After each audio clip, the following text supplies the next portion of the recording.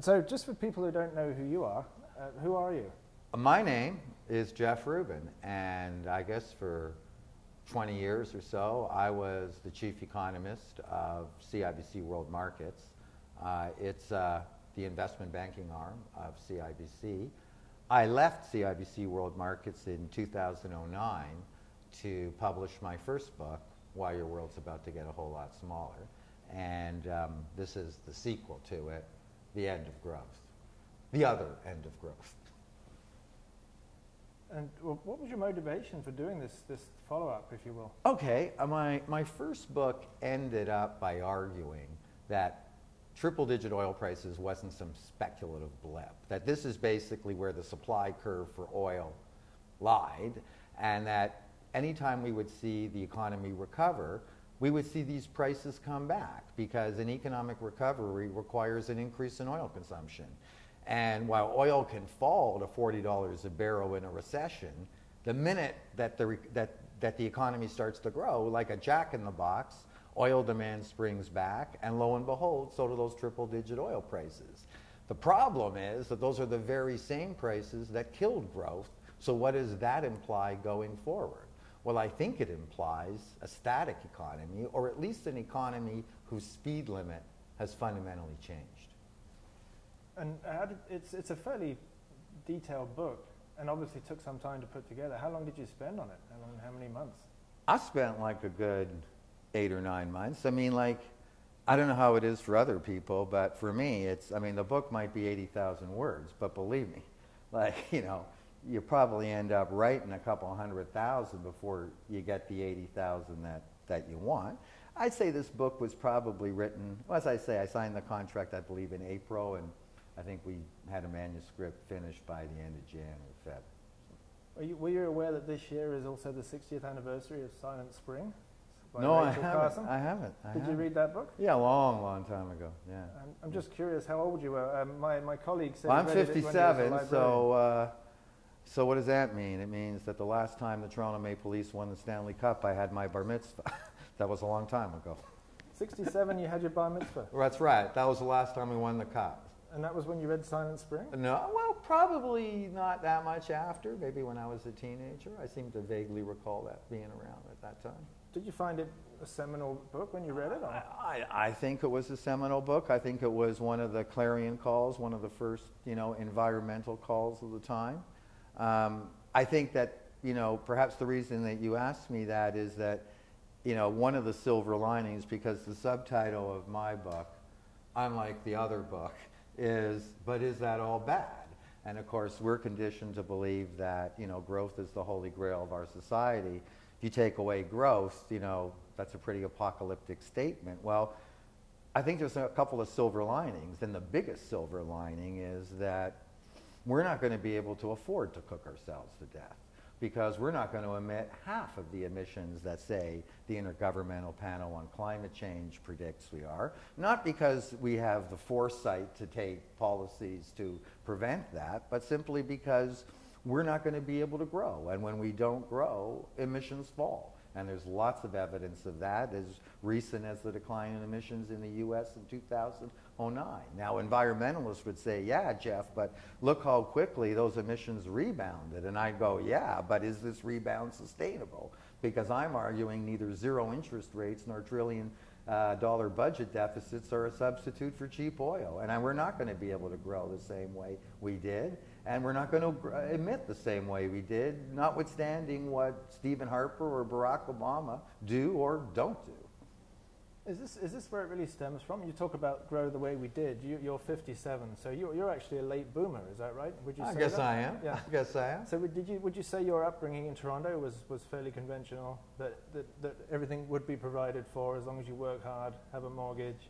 More than my upbringing in Toronto, my formal training as a macroeconomist, growth is pretty, it's pretty stamped into your head. I mean, basically every exam I wrote at U of T or McGill was some kind of growth maximization problem, and it really wouldn't matter if you were a Paul Krugman stimulate till the cows come home or a Milton Friedman the market's always right. The one thing that you share in common is this, is this unswerving a belief that economies will always grow. So for an economist to say, hey, you know, maybe we've changed the economy's speed limit and we can't grow as fast as we used to, that's probably about as heretical a statement as you can make from an economics perspective. But I think that's what prices are telling us, that, you know, triple-digit oil prices, they're not the enemy, they're the messenger.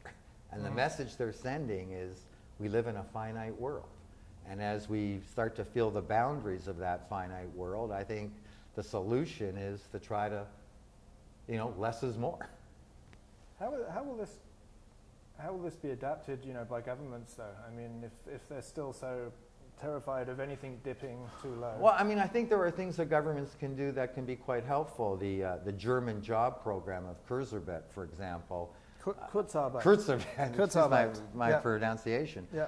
I think that makes a lot of sense. I know that program is heavily subsidized by Germany, and not every economy can afford the 5 billion euro they spend on it, but I think the principle can stand on its own legs, because the first consequence of job sharing. The job sharing, because the most important, the greatest challenge of slower economic growth is job creation. I mean, how is the economy going to be able to create as many jobs in a slower growth gear? And I think the answer is it's not going to, but maybe a way of dealing with that is that instead of one person being laid off, 4 people take a 25% cut in their time. And after all, leisure's not taxed. So I think that, you know, we may find another silver lining. We may find that maybe having more leisure time and only having 75% of our income, our standard of living and our well-being really isn't that materially reduced. And are you thinking that we still have time to do this? I think we still have time to do this. Within the framework of not letting runaway climate change get too out of hand? I think runaway climate change, at least what we've emitted, our rate of emissions, is going to really take a U-turn here. That another global recession, we no longer have billions of dollars to spend on stimulus. Interest rates are already pretty close to zero. I think the next slowdown is going to stick for a while, and hence the title of my book in the U.S., The Big Flat Line.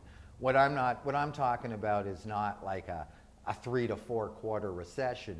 I'm talking about something that's a bit more lasting here, and I think it's going to have a lasting impact on emissions. I think the challenge is going to be, you know, how do we manage our economy? And I think one of the keys is managing our expectations, because I think the reason that the Bank of Canada, the Federal Reserve Board always have their foot on the accelerator is they know their constituency wants growth.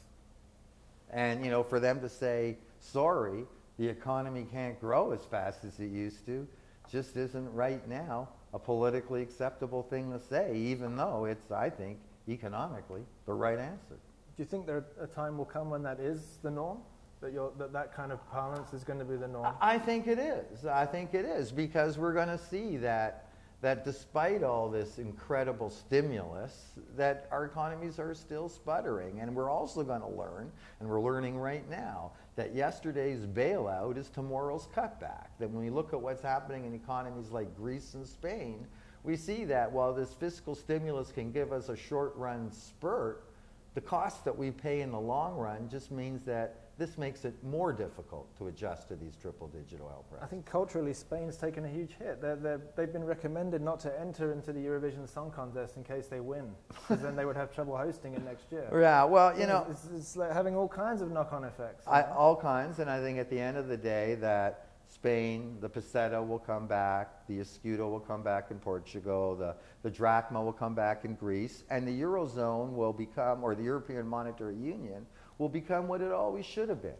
which is probably Germany, Denmark, the Benelux countries, because putting Greece in a currency union with Germany and the Benelux countries is like putting Mexico in a currency union with the Canada and the United States. That's, I remember reading that in your book, yes. And your prediction is that they're going to basically... My prediction is that Greece is going to default, and when Greece defaults, I mean, what did Greece do? Portugal will follow. Will follow, and guess what? Like, that's nothing new. Like, Greece has been in default over 50% of the time in the last 200 years. And if I know that, the folks in the Bundesbank know that too. So I guess the question is, What did Germany get out of it? I'll tell you what Germany gets out of it.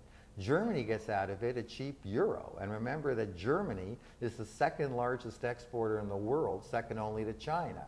Without the so-called pigs, the euro is a very strong currency. You have the euro rise 30 to 40% against the US dollar, and how do you think Audi or Siemens is doing in export markets? I think that that will be a very difficult adjustment for Germany. But the fact of the matter is, Greece is going to default because Greece has no option but to default. And this is a very sobering theme, and it's been covered all over the European news now. But I'm just curious what you make of the North American situation now. What's going to happen on this continent? Well, you know what? I think that we're going to find out that just like everybody owned a piece of the subprime mortgage market. I mean, the bank that I used to work for, they weren't in the subprime mortgage market, but they ended up writing down billions of these assets that had subprime mortgages behind them. I think we're going to find that everybody owns a piece of Greece, that the Greek default is going to spread through the financial system. And the irony is going to be that only 4 or 5 years ago, taxpayers had to shell out trillions of dollars to bail out too big to fail banks. We're going to find that taxpayers are going to be placed in the same situation with the sovereign defaults in Europe. And when that happens, the regulatory reforms that should have followed in the wake of the subprime mortgage disaster will finally get implemented. So what are you saying will happen then economically, just so that we're clear? Okay, I think what we're going to happen is that we're going to see financial market distress. We're going to see these faults ripple through the financial world system. And basically, we're going to go back into another recession. Only this time, we're not going to be able to pull ourselves out of the recession as easily as we did last time because interest rates are already at zero and we no longer can afford to spend billions of dollars on deficits because of the deficits we racked up with our last encounter with triple-digit oil prices. What do you think the future of the North American Free Trade Agreement will be after this? I don't know. You know, I think we're going back to local economies. I think the reemergence of the peseta and the drachma and the lira are manifestations of that. Who knows what global free trade agreements will last or in this new world? I'll tell you one thing for the European Union. If you take away the monetary union, can you still have the trade union? Because one of the reasons that they had the euro was that so that countries couldn't have a 30-40% devaluation against their trading partners.